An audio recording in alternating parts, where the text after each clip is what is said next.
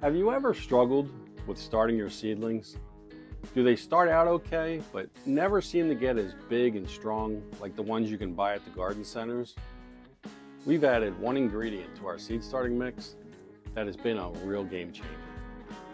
I'll explain what that ingredient is, why we're using it, and at the end of the video, I have a special growing hack for you that I think you're really going to like. Hi everybody, I'm John, and today I'm going to show you how we make a better seed starting mix at about half the price of what you can buy in the stores. Let's talk about the main ingredient in our soil mix. This is going to make up about 70% of your mix, so it's important to get it right. I use coconut coir because it's sterile. Now, that's really important because you don't want to introduce anything bad into your growing area. If you start off with something like compost, you can get molds and funguses introduced into your growing room. And if you ever had that white fuzzy mold on top of your soil, you know what I'm talking about. Another popular growing medium is peat moss, but there's two reasons why I don't use it.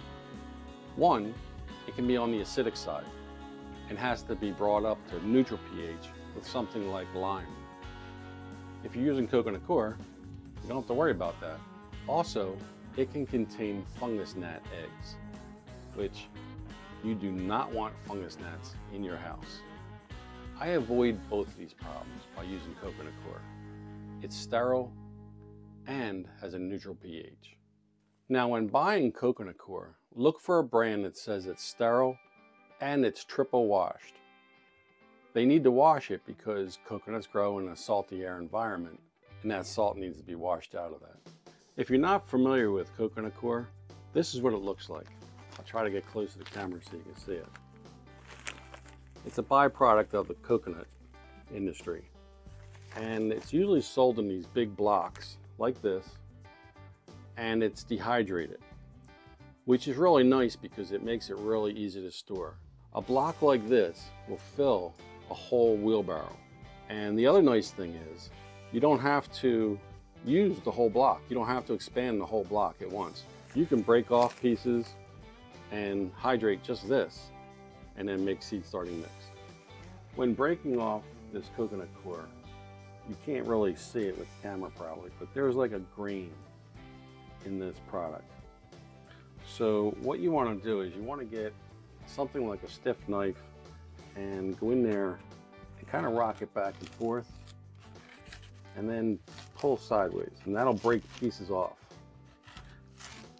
Otherwise, it's really hard to break it off. Then once you have your pieces, just put them in some kind of plastic bucket or something to hydrate them, and you're good to go. You can see we have our chunks of coconut coir. Now we're going to hydrate them with water.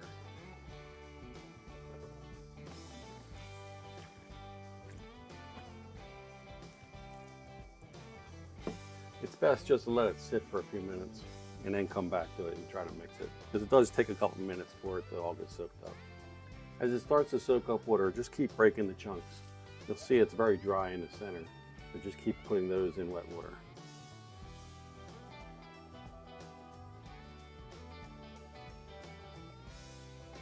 Now that our coconut coir is completely hydrated, it's time to start our mix. But I want to show you how moist it is. So if I squeeze this, you get a few drops coming out. That's what you want. You don't want it too saturated. So we're going to add 4 parts for our mix. And you can use whatever container you like. So 1, 2,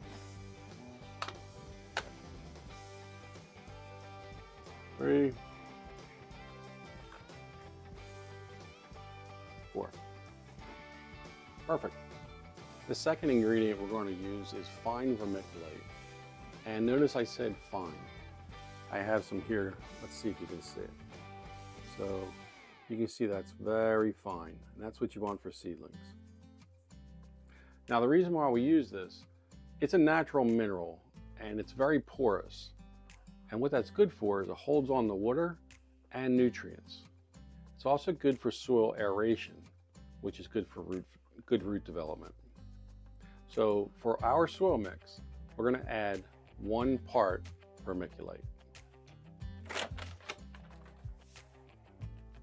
There we go. And finally, we're going to add the one ingredient that has been a real game changer for our seed starting mix. And here it is. Worm castings. Now, I know what you're going to say. John, that's worm poop. Yes, it is. But we're gardeners, right? And besides, I mean, if you open the bag, right, it doesn't have like a bad smell. It just smells like an earthy smell. It kind of feels like soil, you know, nothing scary there.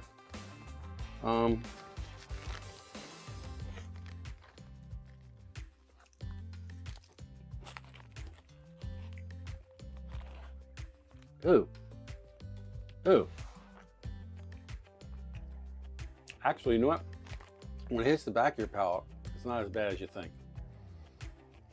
Nah, I'm just kidding you. Here's cookie crumbs. And I'm going to eat this whole bag later.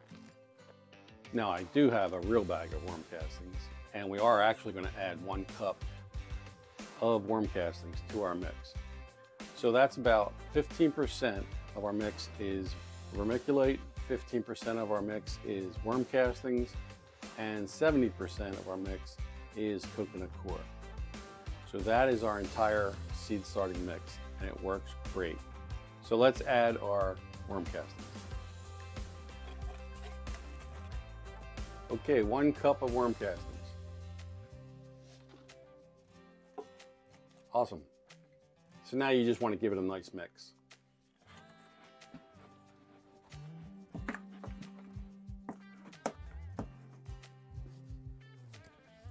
I hope you can see that, but that is beautiful seed starting mix. Look at that. Beautiful. So when growing seedlings, this is where a lot of gardeners fail. They start their seedlings and they sprout up real nice, but then they kind of slow down. And the reason is a seedling doesn't need any additional nutrients. The seed is like an egg. It has all the nutrients inside that little seed so that the seedling can sprout its first 2 leaves and also its first 2 true leaves. Once those 2 true leaves come out, now it's time to water and fertilize. And we use a liquid fertilizer. Sometimes we use like a fish emulsion, but I don't like that too much because my whole seed starting room kind of smells bad. So you can use like a kelp base or a seaweed base.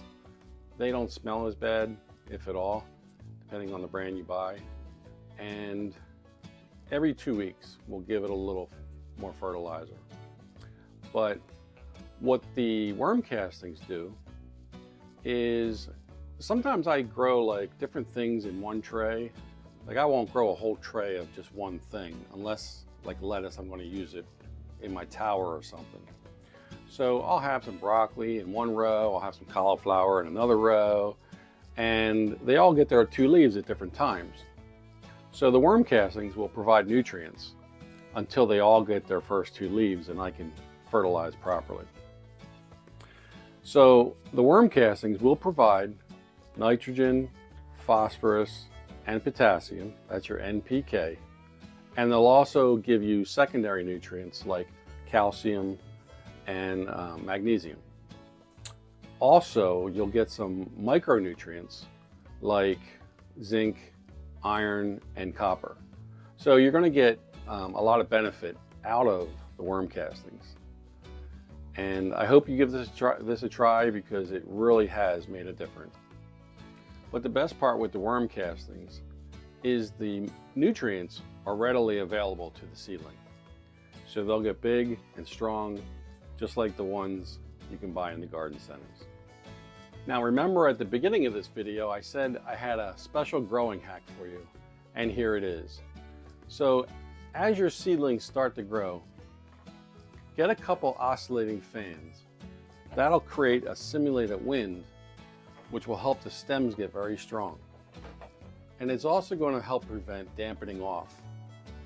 And also, you've probably had it, everybody's had it. If your plants are too wet, you can get that green algae that gets on top and it kind of gets like a crust. It doesn't hurt your seedlings, but if you have any seeds that haven't sprouted, it can give them a hard time busting through that little crust. So this will keep, the oscillating fan will keep that top layer of soil dry, so you won't get that algae. And that is my growing tip for today. I hope you liked it. You know, one of my favorite things to grow in the garden are tomatoes. There's just no comparison to what a homegrown tomato tastes like compared to one of the ones in the grocery store. A homegrown tomato just tastes so much better. And if you want to learn about one of the best tasting tomatoes I've ever grown, check out my next video, 5 facts about Brandywine tomatoes. And stay till the end of the video to see what I make with them.